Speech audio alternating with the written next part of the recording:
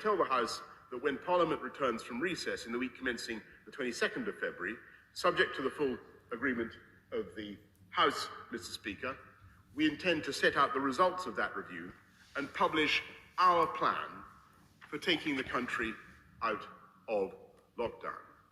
That plan will, of course, depend on the continued success of our vaccination programme, the capacity of the NHS, and on deaths falling at the pace we would expect as more people are inoculated. Our aim will be to set out a gradual and phased approach towards easing the restrictions in a sustainable way, guided by the principles we've observed throughout the pandemic, beginning with the most important principle of all, that reopening schools must be our national priority.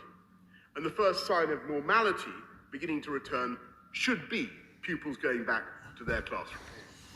I know how parents and teachers need as much certainty as possible, including 2 weeks' notice of the return of face-to-face teaching. So I must inform the House that for the reasons I have outlined, it will not be possible to reopen schools immediately after the February half-term. And I know how frustrating that will be for pupils and teachers who want nothing more than to get back to the classroom, and for parents and for carers who spent so many months juggling their day jobs, not only with homeschooling, but with meeting the myriad other demands of their children from breakfast until bedtime. And I know too the worries we all share about the mental health of our young people during this prolonged period of being stuck at home. So our plan for leaving the lockdown will set out our approach towards reopening schools. If we achieve our target of vaccinating everyone in the foremost vulnerable groups with their first dose by the 15th of February, and every passing day sees more progress towards that goal, then those groups that have developed immunity from the virus about 3 weeks later, that is by the 8th of March, we hope it will therefore be safe to begin the reopening of schools from Monday, the 8th of March, with other economic and social restrictions being removed thereafter as and when the data permits. Then or thereafter, I should say, Mr. Speaker. As we're extending the period of remote learning beyond the middle of February, I can confirm that the government will prolong arrangements for providing free school meals for those eligible children not in school, including food parcels and the National Voucher Scheme, until guard against this danger. We must also take additional steps to strengthen our borders to stop those strains from entering the UK. We've already temporarily closed all travel corridors, and we're already requiring anyone coming into this country to have proof of a negative COVID test taken in the 72 hours before leaving.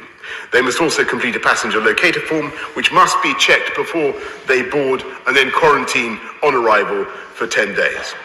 I want to make clear that under the stay-at-home regulations, it is illegal to leave home to travel abroad for leisure purposes.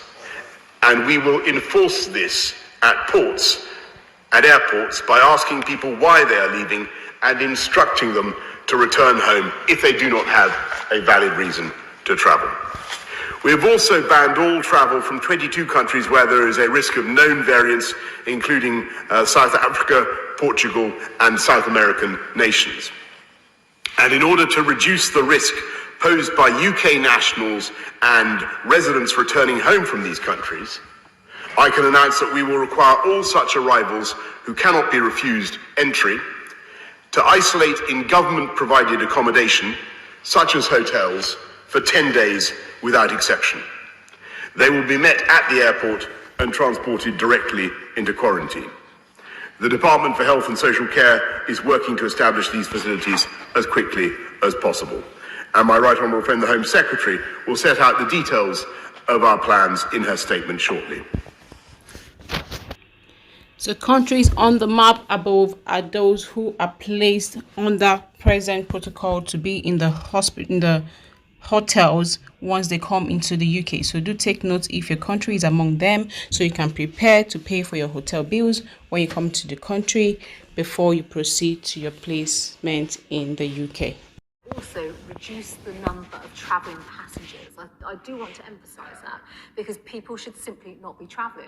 And we see the examples, Madam Deputy Speaker. I will call some of them out. I mean, Border Force have given me examples where even at St Pancras, people have been turning up with their skis. That is clearly not acceptable. We see plenty of influencers on social media showing off about which parts of the world that they are in, mainly in sunny parts of the world. Going on holiday is not an exemption, and it's important that people stay at home.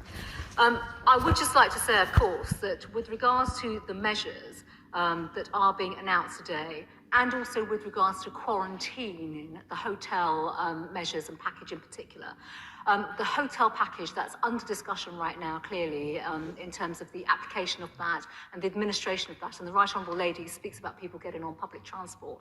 We want to absolutely reduce the risk of people travelling in that way, and therefore these are measures that government are working through right now in terms of how people can travel to hotels, how they will quarantine, and I've already spoken about the checks that will also be put in place on individuals when it comes to self. And since we need to give schools 2 weeks' notice to reopen, it is sensible now to serve notice that we will not be able to reopen schools immediately after half-term on February the 22nd. But if we continue to make the progress that we want to see and that we believe we can see, then we hope to begin opening schools on Monday, March the 8th. And to help parents and teachers with this extended period of remote learning, we will extend the arrangements for providing free school meals for those eligible children not in school, including food parcels and the national voucher scheme, until those pupils have returned to the classroom. And as we did this financial year, we will provide a catch-up programme over the next financial year with a further £300 million of new money to schools for tutoring, and we'll work with the education sector to develop, wherever appropriate, specific initiatives for summer schools, as well as a COVID premium for catch-up, to support pupils to catch up. We will work with parents, teachers and schools to develop a long-term plan to make sure that pupils, all pupils, have the chance to make up their learning over the course of this Parliament. So we tackle that issue of differential learning and kids who may have fallen behind through no fault of their own. And so with every jab that goes in, we're becoming more confident that we will